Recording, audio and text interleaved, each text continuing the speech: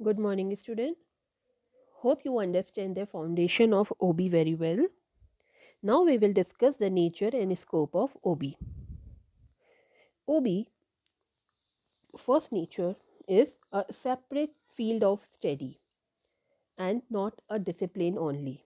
It means discipline क्या होता है? Discipline is accepted as a science that is based on your certain theoretical foundation.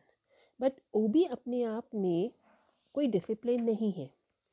It is, you can say, OB has a multi interdisciplinary orientation. इसमें बहुत सारे subjects, बहुत सारे जो है डिसिप्लिन्स हैं जिनको हम स्टडी करते हैं. It is not based on a specific theoretical background. Therefore, it is better, you can say, reasonably to call OB as a separate field of study.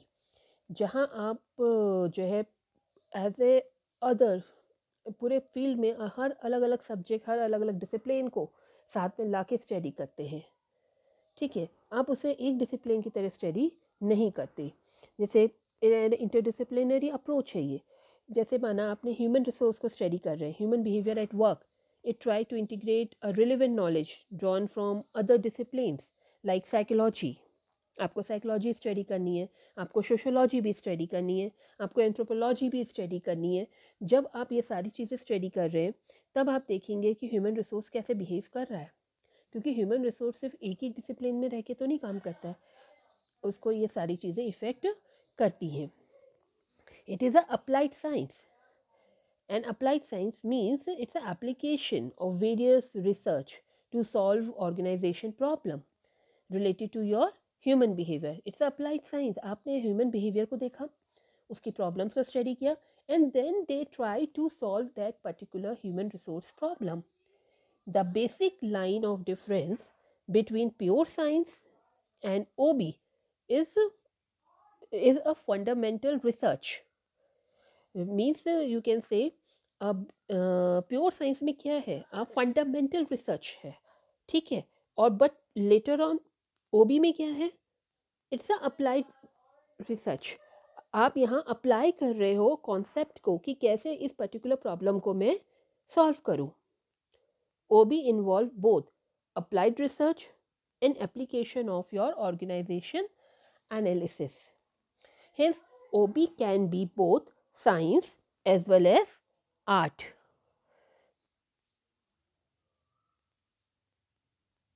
Then, OB is a normative science also.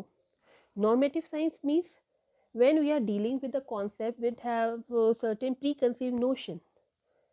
ठीक है, यहाँ पर क्या है, positive science जो होती है वो कॉज एंड इफेक्ट के साथ उसके रिलेशन को देख रही है.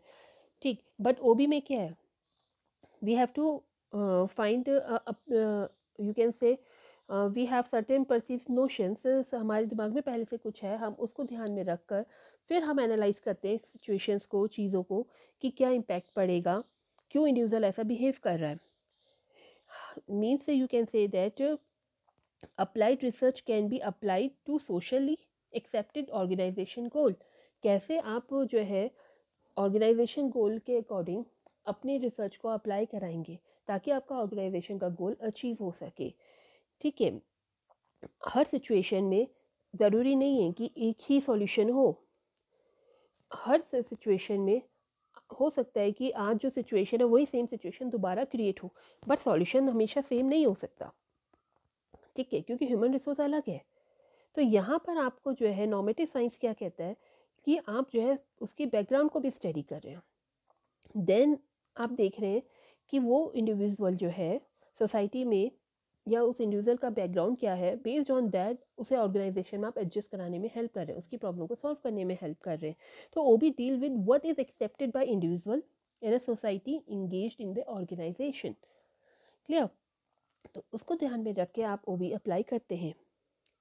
It's a humanistic and optimistic approach. Means it treat people as think and feeling like a human being. आप यहाँ उसको ऐसे ह्यूमन बीइंग समझ के, नॉट कि वो एक क्या कहते हैं इंस्ट्रूमेंट है या कुछ करके आप डील नहीं कर रहे, आप उसको ऐसे ह्यूमन बीइंग की तरह डील करते हैं. It believe that people have an you can से desire, independent creativity, they have a productivity, ठीक है. It realized that people will actualize their potential if they give a proper condition or proper environment. तो उसको ध्यान में रख कर जो है आप ह्यूमन रिसोर्स को टैकल करते हैं. Therefore the environment affect performance of the worker working in an organization. तो आप ये भी स्टडी करते हैं. Then OB deals with total system approach. Total system approach means that integrate all the variables affect the organization functioning. हम एक ही चीज़ को देख के मीन्स अगर प्रोडक्शन में है तो हम सिर्फ प्रोडक्शन को देख के डिसीजन नहीं ले रहे. We will try to integrate each and every aspect. Okay, man का जो है सोशल साइकोलॉजिकल फ्रेमवर्क पूरा आप स्टडी करते हैं क्योंकि वो एक कॉम्प्लेक्स सिस्टम है, उसको समझना बहुत ज़रूरी है. देन ओनली आप उसका कोई सॉल्यूशन प्रोवाइड कर सकते हैं. तो वो as a whole, as a total system study करता है. तो एक तरीके से आप ये कह सकते हैं कि ओबी में क्या है, ओबी एक सेपरेट फील्ड है जिसमें बहुत सारे डिसिप्लिन हैं, बहुत सारे अलग फील्ड हैं जिसको हम स्टडी कर रहे हैं एक साथ. हम यहाँ पर एक अप्लाइड प्रॉब्लम्स होती हैं, हमारी रियल प्रॉब्लम्स होती हैं, हम उसको सॉल्व करने की कोशिश कर रहे हैं. हम लोग पहले से मान के चलते हैं कि ह्यूमन रिसोर्स का जो बैकग्राउंड है वो इम्पॉर्टेंट है उसकी आज की वर्किंग कंडीशन पे. तो हमें वो भी स्टडी करना है कि वो किस बैकग्राउंड से आया है. ठीक है. And treat human resource as a human and complete as a total system. Hope you understand the scope and nature of the OB. Now, scope of OB. This is whole syllabus of OB which we will cover one by one. First of all, we will study the individual. Individual में आप क्या study करते हैं, personality क्या है, ठीक है, what are different types of personality and all. Then perception, then attitude of the individual, their value system, their job satisfaction, learning, motivation, how they are do learning, how they are get motivated.